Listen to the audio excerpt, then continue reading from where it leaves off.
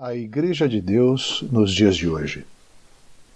Sem dúvida alguma, os cristãos de hoje estão confundidos acerca da Igreja. Existem centenas de denominações em todo o mundo, e todas presumindo ser a Igreja verdadeira. O popular slogan, vá à igreja que mais lhe agrade, aceita essa condição e supõe que a palavra de Deus seja falha em nos dar uma provisão adequada para esses tempos, guiando-nos em meia confusão que reina na cristandade. Mas será que o Senhor Jesus Cristo queria deixar seus seguidores sinceros em um tal estado de confusão? Vamos diretamente às Escrituras para mostrar o que Deus nos diz a respeito de sua igreja nos dias de hoje. A primeira epístola a Timóteo apresenta a casa de Deus. 1 Timóteo 3,15, de acordo com o pensamento de Deus. A segunda epístola apresenta a casa quando ela está arruinada pelo fracasso do homem e em sua ruína. Ficou semelhante a uma grande casa, na qual não somente há vasos de ouro e de prata, mas também de pau e de barro, uns para honra, outros, porém, para desonra. 2 Timóteo 2:20. O crente que uma vez tenha visto a verdade da igreja ou assembleia como a casa de Deus, tal como ensinam as Escrituras, talvez não encontre nada ao seu redor que corresponda ou se ajuste a essa verdade. O que mais vemos na cristandade é uma grande casa na qual há vasos, uns para honra e outros para desonra. Será que a palavra de Deus dá instrução para o seu povo em condições como está? Sim, ela mesma nos dá a resposta. Se desejamos andar neste mundo de acordo com o propósito de Deus, devemos aprender que, por maior que seja a nossa inteligência natural, por mais que nossa mente tenha sido instruída, por mais que seja nosso conhecimento das Escrituras, e por mais sinceros que sejam nossos desejos, se confiarmos em nossa inteligência, não poderemos achar a senda de Deus para o seu povo, em meio à confusão reinante na cristandade. Não somos capazes de encontrar o caminho por nós mesmos em meio às crescentes dificuldades. Tamanha é a contínua oposição à verdade, ou de um dos desembaraços, ou de nos desembaraçarmos das várias questões e dificuldades que continuamente surgem. Após conhecermos claramente nossa total incompetência, podemos aprender que não cabe a nós encontrar nosso caminho como melhor possamos fazê-lo, e que Deus nunca esperou de nós que tivéssemos alguma sabedoria ou capacidade em nós mesmos para andar de acordo com os seus pensamentos. Bem podia o Senhor dizer a nosso respeito: sem mim, nada podeis fazer. João 15:5. Deus tem feito provisão para que conheçamos a sua vontade. Há 3 coisas que devemos recordar. Primeiro, temos uma cabeça no céu. Cristo, na glória, é a cabeça de seu corpo, a igreja, e toda a sabedoria está na cabeça. Não temos nenhuma sabedoria em nós mesmos. É de extrema importância deixarmos nossas próprias cabeças e olharmos para Cristo como a cabeça que nos guia. Se confiarmos em nossas próprias cabeças, não estaremos na prática ligados à cabeça. Colossenses 2:19. Segundo, o Espírito Santo, uma pessoa divina, está na terra. O Senhor sabia que o seu povo não seria capaz de manter-se por si mesmo, em um mundo do qual ele estaria ausente. Antes de partir, ele disse: "E eu rogarei ao Pai, e ele vos dará outro Consolador, para que fique convosco para sempre, o Espírito de verdade. Esse vos ensinará todas as coisas João 14, 16, 17 e 26. A defesa e a manutenção desta verdade não dependem dos crentes, mas da presença contínua do Espírito de verdade. Terceiro, temos a Santa Escritura que, divinamente inspirada, é proveitosa para ensinar, para redarguir, para corrigir, para instruir em justiça, para que o homem de Deus seja perfeito e perfeitamente instruído para a boa obra. 2 Timóteo 3, 16 e 17.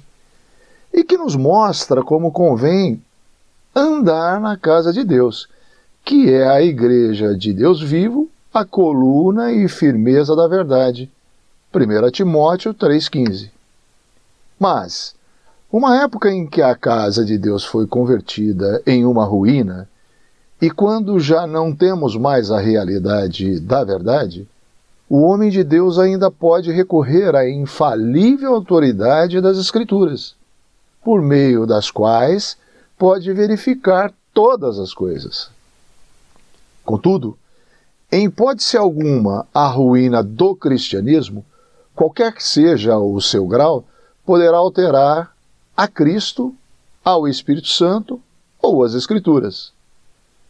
Cristo continua sendo o cabeça no céu, com toda a sabedoria necessária para o seu povo, tanto para estes últimos tempos, como foi nos primeiros dias da cristandade. O Espírito Santo habita entre os que creem, com inalterável poder para guiar e reger. As Sagradas Escrituras permanecem com sua autoridade suprema e inalterável.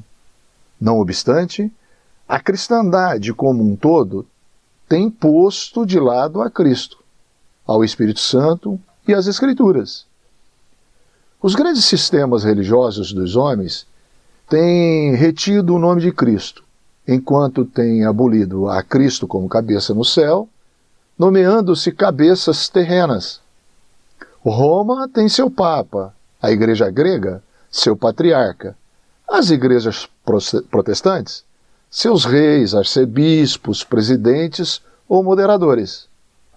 Por conseguinte, nesses grandes sistemas, pouco ou nenhum lugar é deixado ao Espírito. A máquina religiosa e os artifícios carnais do homem têm excluído o Espírito. E, finalmente, os homens têm lançado o mais implacável ataque contra as Escrituras, manipulando-as a seu bel prazer, até ao ponto de não restar quase nenhuma seita na cristandade que mantenha certo grau de reconhecimento de que toda a Escritura é divinamente inspirada. 2 Timóteo 3,16. O que devemos fazer? As Escrituras nos respondem definitivamente o que nós devemos manter e como devemos atuar sobre dois grandes princípios. Primeiro, separação de tudo que é contrário à verdade de Deus. Tudo quanto seja uma negação da verdade da Igreja, tudo quanto negue a Cristo como sendo a única cabeça de sua Igreja, tudo quanto negue ao Espírito Santo como sendo o nosso todo suficiente guia, e tudo quanto negue as Escrituras como sendo nossa absoluta autoridade, a qual permanece imutável. Segundo, a associação com tudo quanto está de acordo com Deus. Depois de termos nos apartado do mal, as Escrituras insistem neste outro ponto igualmente importante. Em poucas palavras, cessai de fazer o mal, aprendei a fazer o bem. Isaías 1, 16 e 17. O que nos dizem as Escrituras quanto à separação do mal? Todos devemos admitir que a separação deste mundo ímpio foi sempre necessário para o povo de Deus, em todos os tempos, Todavia, nesse tempo em que a cristandade encontra-se corrompida, temos instruções específicas para uma separação em 3 aspectos. Primeiro, a separação de todo sistema religioso, que é uma negação da verdade de Cristo e da Igreja. Saiamos, pois, a ele fora do arraial, levando o seu vitupério. Hebreus 13:13. O arraial ou acampamento era o sistema judaico estabelecido originalmente por Deus. Era composto de um povo em um relacionamento exterior com Deus, com uma ordem terrena de sacerdotes. É evidente que os sistemas religiosos da cristandade foram formados sob o modelo do arraial ou acampamento. Geralmente, são compostos de uma mistura de convertidos e inconvertidos. Tais sistemas são, definitivamente, de um apelo ao homem natural, pois têm os seus santuários terrenos, seu ritual e sua ordenação humana de sacerdotes ou líderes que se colocam entre o povo e Deus. E assim, imitando o arraial ou acampamento, os cristãos puseram de lado a Cristo como a cabeça, ao Espírito Santo como guia e as Escrituras como autoridade.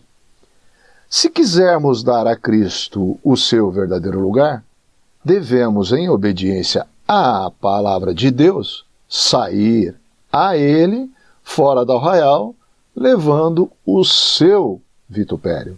Hebreus 13:13 novamente. Segundo, as Escrituras também nos ensinam, de uma maneira muito clara, a separação da má doutrina. Qualquer que profere o nome de Cristo, aparte-se da iniquidade. 2 Timóteo 2,19. Todo aquele que confessa o nome do Senhor, por sua profissão de fé, identifica-se com o Senhor e é responsável de apartar-se da iniquidade. Está bem claro que essa passagem está se referindo à iniquidade como sendo más doutrinas. Não devemos associar a iniquidade com o nome de Cristo. Pode ser que seja muito custoso agora nos separarmos da iniquidade. Mas qual é a estima que temos de Cristo? Terceiro, estas mesmas Escrituras nos pedem para nos separarmos de pessoas más. 2 Timóteo 2,20 nos fala de vasos para honra e vasos para desonra.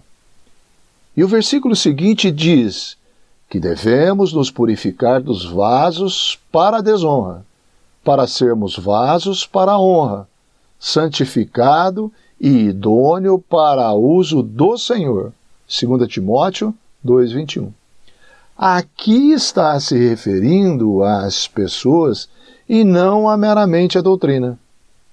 Em outras palavras, à medida que nos separamos destes vasos, pessoas, não apenas suas doutrinas, somos santificados e feitos úteis para uso do Senhor. Não é suficiente o não apoiar suas doutrinas, pois só pelo fato de se estar associado a eles, há contaminação com o mal.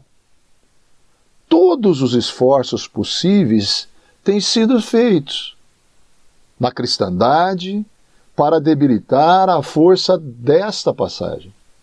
Assim, as Escrituras nos ensinam, com toda a evidência, a separação dos sistemas, os quais são uma negação da verdade, das falsas doutrinas que negam a verdade e dos vasos para a desonra. Pessoas que não praticam a verdade. A separação, ainda que necessária, é sempre negativa, mas deve ter também algo que seja positivo. Isto nos leva ao segundo e grande princípio, a associação com o bem. devemos seguir a justiça, a fé, o amor e a paz com os que, com um coração puro, invocam o Senhor. 2 Timóteo 2:22. Primeiro deve haver a justiça ou retidão. Qualquer que seja a profissão de fé que o homem faça, se não há nenhuma evidência de justiça prática, não pode estar de acordo com Deus. Mas a justiça não é bastante. O que é justo e o que é injusto não são suficientes para determinar o caminho do cristão. Ele deve, por princípio, fazer o que é justo, mas para andar com desembaraço no caminho do Senhor, se requer fé, portanto, com a justiça deve haver a fé. E a justiça e a fé preparam caminho para o amor. Se o amor não é garantido pela justiça e pela fé, se degenerará em mero afeto humano, o qual será usado como desculpa para não se atuar com firmeza e para passar por alto ou mal.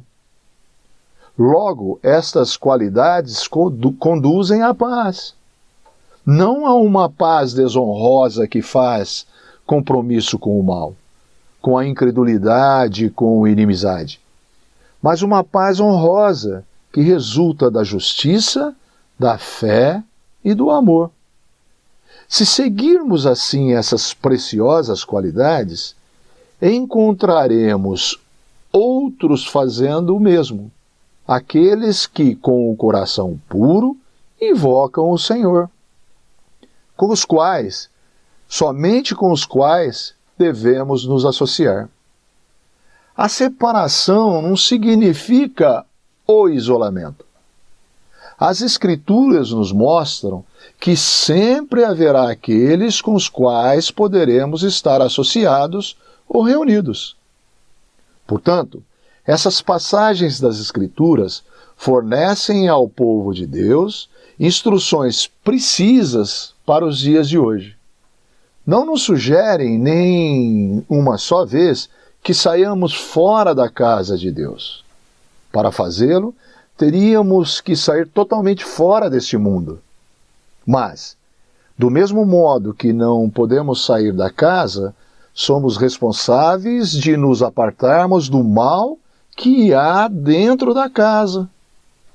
Não nos é dito que voltemos a construir a casa. É, portanto, nossa responsabilidade andarmos na luz do que foi no princípio, e que os olhos de Deus ainda existem. E isto, apesar de todo o fracasso do homem. Essas três coisas são necessárias: o reconhecimento de Cristo como a cabeça, o governo e guia do Espírito Santo, o atuar de acordo com as Escrituras. Cristo amou a Igreja e a si mesmo se entregou por ela. Efésios 5:25. Querido ouvinte, está o seu coração pronto para corresponder a isto?